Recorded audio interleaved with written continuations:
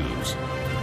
Good evening. Thanks for joining us. I'm Carlyle, Fiset, and we begin tonight with the latest from Washington and trade negotiations that are once again running down to the wire. Minister, how are things going in there? Do we have a deal? We have more work to do. We're going to continue working up until the last minute. Our job is not finished. Canadian workers, Canadian businesses expect us to do all of this important work. That was the Canada-U.S. Trade Minister earlier tonight, and as things stand, there is no deal, meaning 50% tariffs are still slated to come into effect just after midnight. Multiple sources have told CTV News, based on what's being put on the table, they expect reductions in American aluminum, steel, and auto tariffs, but there were lingering questions about lumber and agriculture. For the very latest on this, you can head to our website, ctvnews.ca. Today was the deadline for candidates to file their paperwork so they can run in October's municipal elections. Later in the newscast, we'll break down the candidates who got their nomination documents filed just in time across southwestern Ontario. That includes a couple of incumbent mayors making it official. They want to keep their offices at City Hall.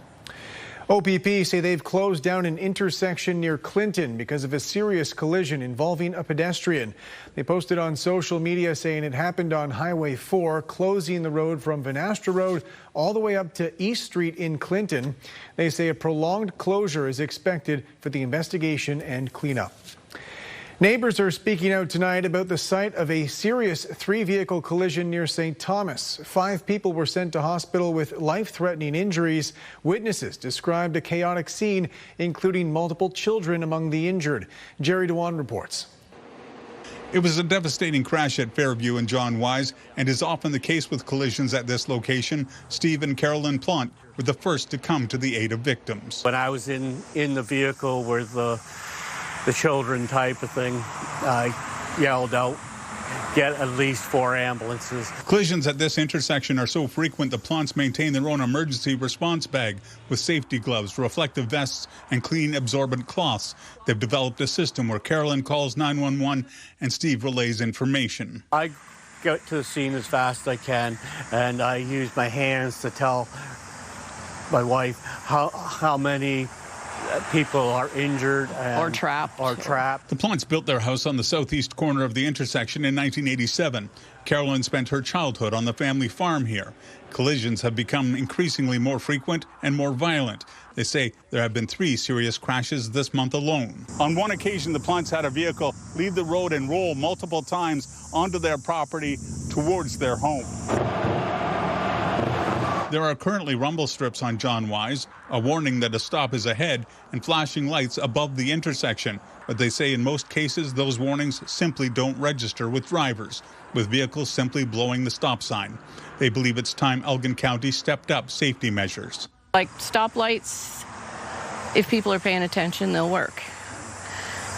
If not, the other option is a roundabout, because they have to slow down to do the roundabout. A roundabout is the preferred option for the Plants, and they say now is the time to do it before other residential and commercial developments move in.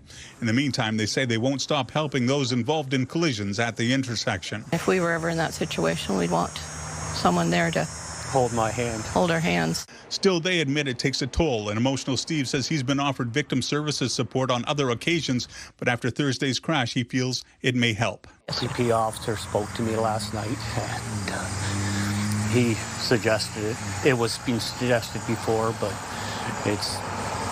You see things you don't want to see. Jerry Dewan, CTV News. Home dialysis support is expanding across our region through a partnership between London Hospitals and Owen Sound. As Scott Miller reports, it's now arrived in Grey Bruce, saving patients hours of driving time. Marg and Bob Funston are preparing for Bob's home dialysis treatment. As a team, they cycle and clean Bob's blood 3 times a week from the comfort of their own home.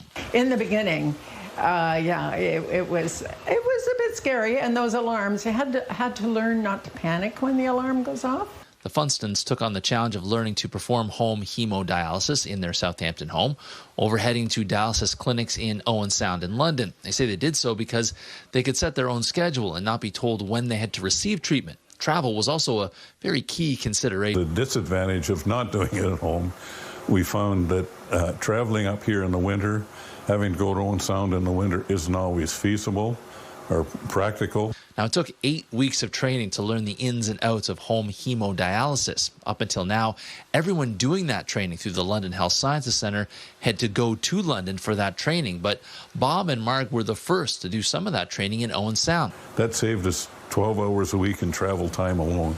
The unique partnership is the first of its kind for LHSC and Bright Shores Health System in Owen Sound. We have this as an option in our community to take some of that travel burden away and to feel comfort of training within their own community really allows for a more, I want to say a more fruitful experience, but it just makes it a lot more comfortable for them. Since starting in May, Bob and Marg are nearing 100 home dialysis treatments to manage Bob's kidney failure. We just find that it's real handy being able to do it at home. Oh, it is a big deal. It's huge. In rural Ontario, it's huge. And particularly up here in Snow Country, it is amazing. In Southampton, Scott Miller, CTV News. The provincial government is banning controversial procedures on pets, which animal advocates are calling a win. That includes declawing cats and cropping dog ears, but not cutting off dog tails. Karis Mapp asked Ontario Solicitor General for an explanation.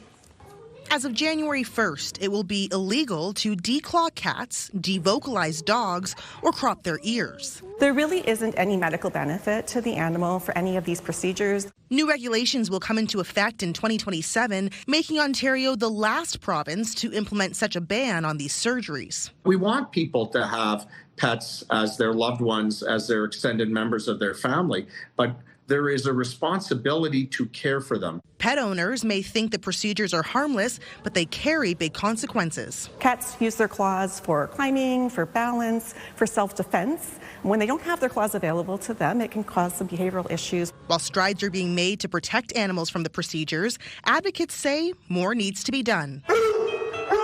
Obviously, dogs use their barking as a major form of communication to other dogs, to their human companions, etc. And there are questions about why not all procedures were included. If you consider both ear cropping and tail docking as cosmetic procedures, why was one included and not the other? Tail docking, a surgical procedure that removes a portion of an animal's tail, will still be allowed in Ontario. The practice is used to meet cosmetic standards of certain dog breeds. They are purely for human or breeds aesthetics rather than any benefit or welfare for that animal. Ontario Solicitor General explains the rationale. We have to also listen to rural Ontario. We have to listen to people that hunt. We have to listen to our stakeholders in the four corners. And while advocates worry that tail docking will still be allowed, they are encouraged by this step forward. We're hoping that, again, this legislation is a first step, and it's something that the province will consider and implement, in the future. Karis Mapp, CTV News. Still ahead, extreme weather hindering harvest, the impact on Canadian farms, and what it means for this season's crop.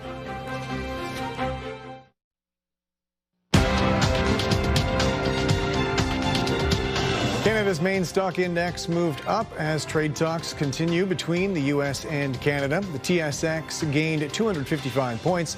In New York, the Dow added 518, the Nasdaq up 113. The Canadian dollar gained more than 1/10 of a cent. On commodity markets, gold added more than $100 an ounce. Oil gained 23 cents a barrel. Today was the deadline for candidates to throw their name in the mix for October's municipal elections. With more on the last-minute additions, here's Daryl Newcomb. Just 2 hours before the deadline, several candidates were at City Hall ensuring their names make it on the ballot for this fall's municipal election. The main issue for me is the vacant housing in Ward 13 and how it's not being used properly. And I think that instead we should be building more low-income housing. There's very few candidates that they are running for Ward 8, and the Ward 8 deserve a lot. Hoping that they still want to vote for me because they signed my nomination, so I'm definitely up for the fight because we need some change in the East End. The nomination period began on May 1st. The last-minute candidates with a variety of reasons for filing papers on the final day. I just want to make sure that I'm making the right decision Then choosing the ward was another big decision. I kind of put off getting signatures until last minute. I just got my last one today, actually. The final candidate to file, former city councillor Denise Brown, looking to regain the Ward 11 seat she lost in 2014. Last but not least, I've been thinking about it for quite a few months now, but it was really yesterday that I made the final decision. Brown says a number of pressing issues in the city convinced her to re-enter politics. The homelessness, for example, the open drug use downtown especially, property taxes, how they keep on going up, and the spending, and the roads and infrastructure. Late last year, council approved a substantial pay increase for the 14 councillors that'll be elected this fall, hoping that they'll view this as a full-time position. But the pay hike didn't result in a surge of additional candidates for those 14 seats. Just a modest increase from 61 in 2022 to a total of 69 this year. And just minutes into her campaign, Brown already announced a bold position on the pay hike. If I am elected, that 35% wage increase they gave themselves, that's going to go back to local charities, my share of it. A full list of candidates can be found on the City of London website. Election Day is October 26th. Daryl Newcomb, CTV News. Meanwhile, in Sarnia, incumbent Mayor Mike Bradley will run again in October. Bradley has occupied the mayor's office since 1988, the second longest serving mayor in Ontario. He waited until the last day to file his nomination paperwork, and he'll be running against Bill Dennis, Scott Molson, Kerry McEachran, and George Stenko. Officials with the Blue Water School Board say they've reached an agreement in principle with bus operators. School board officials say normal student transportation will resume in September. Parents had been warned earlier this week about potential disruptions, which could have impacted close to 16,000 students. School bus company officials had said there would have been service interruptions without a deal reached by today. A mosquito trap in London has tested positive for West Nile virus. According to Middlesex London Health Unit officials, it's the first sign of the virus this year located in the city's West End. Public health officials recommend using DEET-based bug spray and removing standing water to reduce the chance of spread. A local fundraising campaign is nearing a $500,000 milestone. It was launched nearly 2 decades ago by a brother who wanted to honor his 2 siblings who died from Duchenne muscular dystrophy. With more on this year's swim, here's Nick Paparella. 70-year-old Brian Connor comes from a family with 5 kids. But unfortunately, 2 of his brothers died in their teens from Duchenne muscular dystrophy. Kevin was the oldest. He passed away in 1959 when he was 16 from Duchenne muscular dystrophy. And then my other brother, Terry, he passed away when he was almost 18 in 1975. The years passed, but his love for his 2 older siblings never faded. And 18 years ago, he made a decision to honor his brothers and help others. When I was thinking about my brothers when I was 52 years old, and I said to myself, you know what, I want to help out in some way. If I don't start doing it now, then I'm getting older, I won't be able to do it. So I decided to swim across Rice Lake down in Coburg. I'm from that area. There's 5 kilometers. And then I asked my good friend George Bennett. My kids said they didn't think I could do it, so that was the original reason for starting up. But it's been well worth it. The Rice Lake Challenge is a 5-kilometer swim, and over the years it's grown to include a 6-kilometer walk as well as a bike around the lake. It's taking place Saturday, August 22nd, but this year there's a bit of a twist.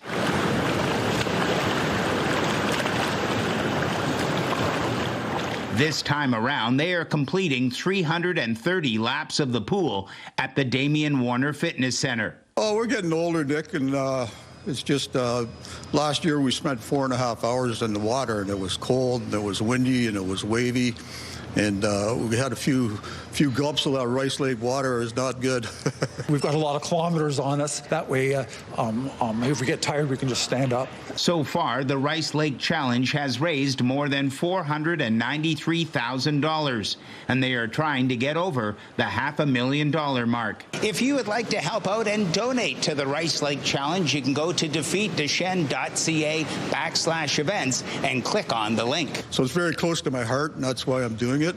But at the same time, we also have a lot of fun over the years. That's what makes it interesting. Nick Paparella, CTV News.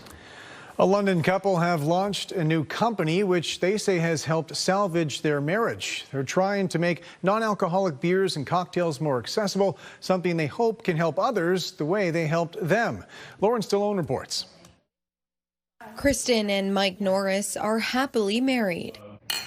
But it wasn't always this way. About 8 years ago, our life fell apart. The leading factor, alcohol. Mike was a big drinker, and it got to the point where I left. Having 2 young daughters to care for at the time, Mike said he knew he needed to make a change. I came to this crossroads where I'm like, oh man, my family, you know, this alcohol thing, like I have a chance to kind of get the help I need and kind of move forward on it. After months of dedication, Mike and Kristen found their way back to each other. We rebuilt our family. Now the Norrises are using their story to help others. I promised myself if we survived and got out of this that we would share our story to help others so that they don't feel alone like I did and we did. The journey has taken us to a business called Designated Drinks. Featuring a variety of non-alcoholic beers, cocktails, and wines, the company is aimed at providing the social perks that come with drinking without the hangover. I missed having a cold beer after work. I missed kind of, the Saturday night ritual of raising a cold beer with friends. Mike and Kristen say they hope their story encourages others to reach out for help. I think that's part of the relatable side of our story and how alcohol can become a problem behind closed doors. And there's not a lot of places that you can talk about it because it's so shameful. They say they plan to open a zero-proof brewery in the future. Lauren Stallone, CTV News. A mother in Ottawa is speaking out after an incident with an Uber Eats driver earlier this month. She says the man returned to her home multiple times after a delivery, dropping off treats and money for her 12-year-old daughter. Katie Griffin reports. It was an unexpected discovery that has this mom on edge. It's very unnerving. I have not been able to sleep. Without her knowing, this woman's 12-year-old daughter ordered Uber Eats during a sleepover with a friend after midnight, August 3rd. She'd used her Mido card, a money app for kids to spend and learn how to budget, to open an account. She ordered Wendy's Frosties, and the delivery driver came in and dropped it off. And then about an hour later, we got somebody was knocking on the door and rang the doorbell, and they found that there was a brown paper bag that said her name was addressed to her and said, "From your secret admirer," and it had candy in it. They didn't know who it was from, but installed security cameras the next night. Then almost 2 weeks later, on August 16th, we found another package that was addressed to her, and inside had candy, a $20 bill, and a note that said, "To her name, from your secret admirer," with a phone number on it. And we looked at our cameras and we saw that it was an older man. Her daughter identified him as the delivery driver and discovered the same white car had passed by their home in Canada multiple times in the overnight hours. He asked for her number to verify it was her, and she said, "Do you really need that?" And he said, well, you could either give me your number or you could give me the last 4 digits. And then he also told her and her friend that they looked very mature. In a statement, an Uber spokesperson says this behavior is unacceptable and has no place on the Uber platform. We take reports like this extremely seriously, and as soon as it was reported, the delivery person's access to the app was removed. Ottawa police are investigating. I think it's really important for parents to know and to talk to their kids so it doesn't happen to anybody else. Katie Griffin, CTV News. Good evening, I'm Lauren Stallone. It's time for your dog walking forecast, but you can also walk your cat. Thank you, Cecilia, for sending in this picture of Taco. I hope Taco likes looking out this window at thunderstorms because Saturday looks wet and unsettled. We're going to see a low pressure system make its way through the region, bringing with it heavy rainfall, gusty winds, and a chance of thunderstorms. I'll break it all down for you in just a few minutes. Welcome back on the desk now with Lauren Stallone. And Lauren, earlier today we were talking about how, well, this could have been such a beautiful Saturday. Today could have been Saturday. That is not the case, though.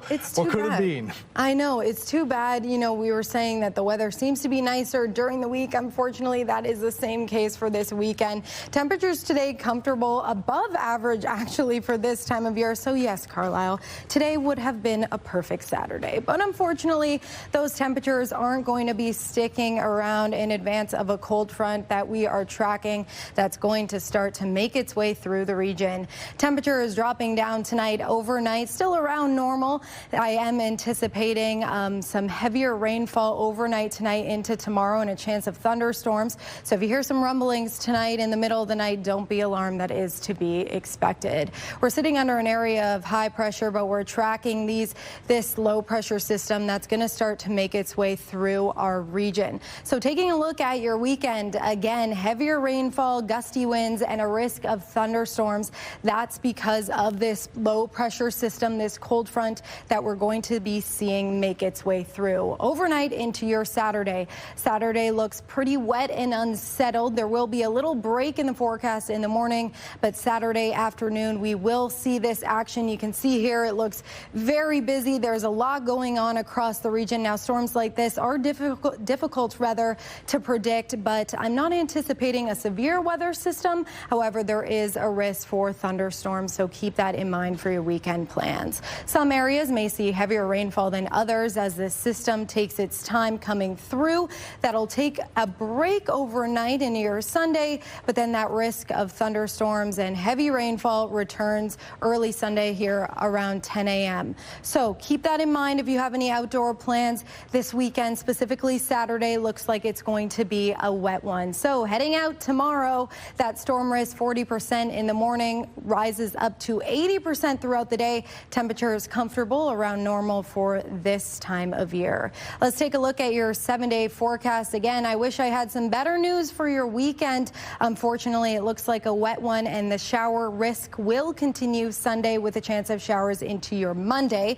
Temperatures dropping down following that cold front below normal with some gusty winds for your Monday, but then the sunshine returns for your Tuesday. So cloud coverage throughout the week next week and comfortable temperatures. Your next chance for precipitation returns at the end of the week next week. Same thing goes for Midwest. We'll see that storm risk overnight tonight into your Saturday through to your Sunday. Chance of showers on Monday with some gusty winds, but the sunshine makes its return on Tuesday. So Carlyle, this weekend looks like one that we're going to have to watch closely, but we can hold on to Tuesday for that sunshine to make its return. Back to you.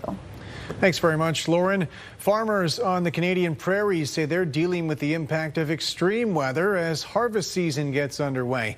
With more on the fallout from heavy rains and the expected losses, here's Alex Carpa. A wheat field that was heavily damaged. Normally, John Paul and Tina Lavallee would be looking at a healthy wheat crop on this field. Instead, heavy rains and flooding have turned it into mud. Complete loss. Around half of their entire 3,000-acre property is damaged like this. The Lavallees say they'll try to salvage what they can, but fear this could be their worst harvest yet. From the stuff that was underwater that receded in time for it to maybe produce something, we really don't know the quality of what it's going to be until we're harvesting it. Too many look like this, yes. It's much of the same for Curtis McRae, who expects to lose between 1,500 to 2,000 acres of his farmland. He says the conditions have made it the most challenging season yet. The sooner we get harvest done, the better, because we got to look forward to next year, because this harvest isn't going to, it'll pay the bills, but that's about all it'll do. But not all is lost. While Manitoba's Interlake region sustained significant damage, other parts of the province were not hit as hard. Fortunately, I think that the crop that is out there that did push through in a lot of parts of the province, we're optimistic with some of the yield potentials there. As for the Lavallees, they say some of this damage could have been avoided, blaming years of neglected infrastructure and poor drainage, which they say contributed to this destruction. We took on more water than we should have, from breaching dikes to culverts with no traps. There's damage here that needed to be fixed previous to this. With this year's crop for some farmers serving as a loss, the Lavallees are turning their attention to next season, hoping next year's crop will be better than this one. Alex Carper, CTV News, Clandeboye, Manitoba.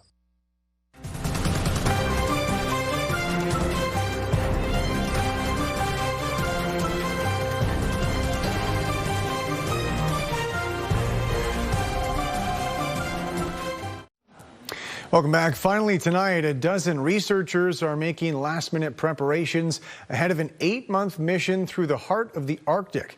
With more on their scientific pursuit and the Canadian researcher leading the way, here's Garrett Barry.